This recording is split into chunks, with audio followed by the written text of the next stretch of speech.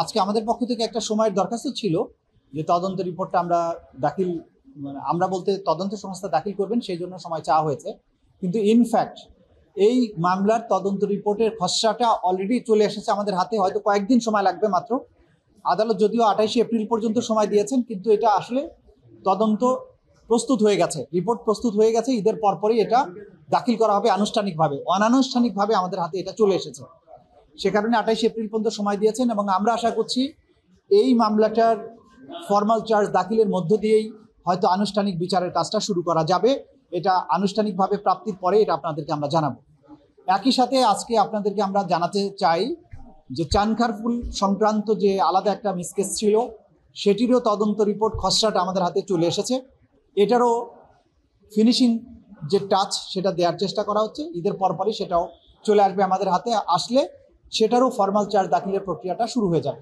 তো আজকের দিনে এটাই প্রসিডিং ছিল।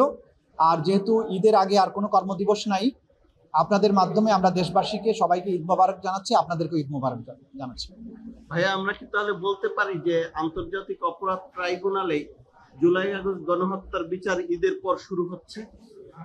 আনুষ্ঠানিক এখন বিচার শুরু হচ্ছে ঈদের পর বললে আবার একটা বিভ্রান্তি তৈরি হতে পারে, কারণ রিপোর্টটা ফাইনালি পাবো আমরা। তো রিপোর্টটা ফাইনালি পাওয়ার পরে ফর্মাল চার্জ দাখিল হলে বিচার শুরু হবে বলতে পারেন, কিন্তু যদি আপনারা বলেন যে ঈদের পরে বিচার শুরু হচ্ছে তাহলে একটু বিভ্রান্তি হবে। কারণ ইনফ্যাক্ট ঈদের পরপরই ফর্মাল চার্জ দাখিলের প্রক্রিয়াটা শুরু হবে। এটা বলতে কোনো না কোনো জায়গা থেকে এটা ফাঁস হচ্ছে। এটা আমরা খুব উদ্বেগের সাথে লক্ষ্য করছি যে সম্ভবত এই ট্রাইব্যুনালের সাথে সম্পৃক্ত কোনো একটা মহল এটার সাথে জড়িত বা প্রসিকিউশনের মধ্যে অফিসেও থাকতে পারে। আমরা এই বিষয়টাকে গভীরভাবে উদ্বেগের সাথে বিশ্লেষণ করছি এবং তথ্য প্রমাণ আদি সংগ্রহ করছি।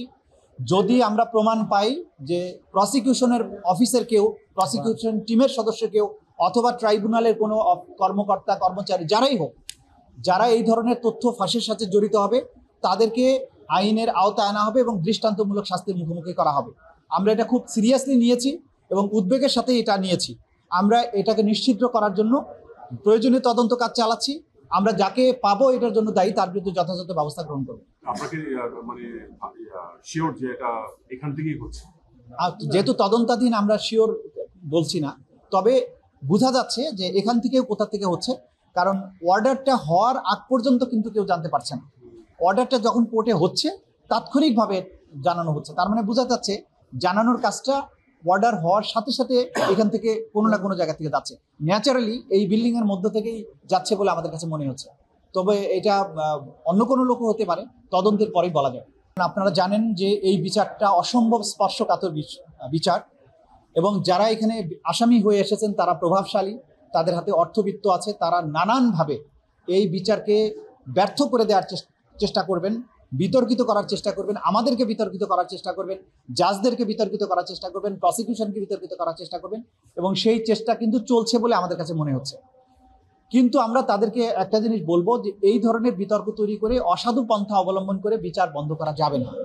এই বিচারের ব্যাপারে আমরা কমিটেড এবং এটার জন্য আমরা সর্বোচ্চটা দেওয়ার চেষ্টা করব। সুতরাং আমরা সচেতন আছি, আমরা বুঝতে পারছি যে এটা নিয়ে নানামুখী ষড়যন্ত্র চলছে, কিন্তু ইনশাল্লাহ আমাদের এখানকার কমিটমেন্ট, আমাদের দায়িত্ববোধ, আমাদের জাতির প্রতি আমাদের অঙ্গীকার, এগুলোর মাধ্যমে আমরা তাদের সকল ষড়যন্ত্রকে ব্যর্থ করে দেব এবং এই বিপ্লবের অর্জন, এই শহীদের রক্তের মাধ্যমে যে অর্জিত বিপ্লব, তার যে অর্জন, সেটাকে আমরা ব্যর্থ হতে দেব না। বিচার পুরো দমে এটার কাজ চলছে। যতক্ষণ পর্যন্ত তদন্ত রিপোর্টটা দাখিল না হয়, প্রসিকিউশন অফিসের আসলে দৃশ্যমান কোনো কাজ কেউ দেখতে পায় না। কারণ আমরা আইনজীবী, তদন্তর সংস্থার কাছ থেকে রিপোর্টটা যখন আসে তখন আইনজীবীদের কোর্টরুমের কাজটা শুরু হয়। তো যতক্ষণ তদন্ত চলে তখন কিন্তু প্রসিকিউশন অফিসের দেখানোর মতো তেমন কোনো কাজ নেই। আমরা কোর্টে এসে কিছু ওয়ারেন্টের জন্য আবেদন করি, আপনাদের সামনে কথা বলি, কিন্তু যখনই আমি তদন্ত রিপোর্টটা হাতে পাবো তখনই কিন্তু আমার মূল কাজটা শুরু হবে। ফর্মাল চার্জ দাখিল হবে, চার্জ হিয়ারিং হবে, সাক্ষী আসবে, কোর্টরুমের যে নিয়মিত কার্যক্রমটা শুরু হবে। কিন্তু এইটা আমি করতে পারবো না যতক্ষণ তদন্ত সংস্থা আমাকে রিপোর্টটা না দেবে। তদন্ত সংস্থা একটা স্বাধীন সংগঠন, তারা স্বাধীনভাবে তদন্ত করে। সে কারণে তদন্ত সংস্থার রিপোর্ট প্রাপ্তির জন্য আমাদের অপেক্ষা করতে হচ্ছে। পাওয়া মাত্র আপনারা দেখবেন প্রসিকিউশন কিভাবে তার দায়িত্ব পালন করে। ইনশাল্লাহ সেটা ঈদের পর থেকে দৃশ্যমান হবে। এই চানখারপুলে কিন্তু শহীদ আনাসকে হত্যা করার ঘটনাটা এর মামলার মধ্যে সম্পৃক্ত। যে মায়ের কাছ থেকে অনুমতি না নিয়ে পালিয়ে এসে আন্দোলনে যোগ দিয়েছিল এবং একটা চিঠি লিখে এসেছিল, হৃদয়স্পর্শী চিঠি। সেখানে সে বলেছিল যে মা, এই আন্দোলনে যোগ না দিয়ে আমি থাকতে পারলাম না, তোমাকে বলে গেলে হয়তো যেতে দিতে না, কিন্তু যখন দেখছি আমাদের ভাই বোনেরা আন্দোলনে যাচ্ছে, পঙ্গু মানুষের আন্দোলনে যাচ্ছে, দেশের জন্য তারা জীবন দিচ্ছে, তখন যদি আমি ঘরে বসে থাকি অপরাধী মনে হবে, তাই তোমাকে না জানিয়ে আন্দোলনে গেলাম। আমি যদি ফিরে না আসি তাহলে মনে করবে তোমার ছেলে দেশের জন্য জীবন দিয়েছে। এবং সে বলেছে যে জীবনের সব অপরাধের জন্য ক্ষমা চাই। এই যে একটা কিশোরের আকুতি ছিল দেশকে মুক্ত করার জন্য, এবং মাকে না বলে এসে আসলো, এবং সেখানে গলির মধ্যে একটা দোকানে গুলি বর্ষণের সময় সে আশ্রয় নিয়েছিল। সেখানে গিয়ে ঠান্ডা মাথায় তাকে গুলি করে হত্যা করা হয়, এবং যে গুলি করেছে তাকে আইডেন্টিফাই করা হয়েছে, তাকে গ্রেপ্তারও করা হয়েছে। এই মামলার এই হৃদয়স্পর্শী কাহিনী সম্পৃক্ত আছে। তো আমরা যেগুলো তথ্য পেয়ে গেছি, এই চূড়ান্ত রিপোর্টটা পরপরই, ঈদের পরপরই আশা করি আমাদের হাতে আসবে, এবং সেটারও বিচার প্রক্রিয়া শুরু হয়ে যাবে। আমরা এইসব শহীদদের পরিবারের প্রতি, শহীদদের প্রতি যে দায়িত্ব সেটা আমরা পালন করব। শেখ হাসিনার মামলার ব্যাপারে যেহেতু কমান্ড রেসপন্সিবিলিটির মামলা, এটা হলো সবচেয়ে বেশি ডকুমেন্ট এখানে ইনভলভ, সেটারও চূড়ান্ত পর্যায়ের কাজ চলছে। আশা করছি ঈদের পরে সেটাও চলে আসবে, কারণ শেখ হাসিনার কমান্ড রেসপন্সিবিলিটি প্রমাণ করার জন্যে সবগুলো মামলারই কিন্তু এক্সট্রাক্ট, সব ঘটনারই এক্সট্রাক্ট কিন্তু এখানে চলে আসবে।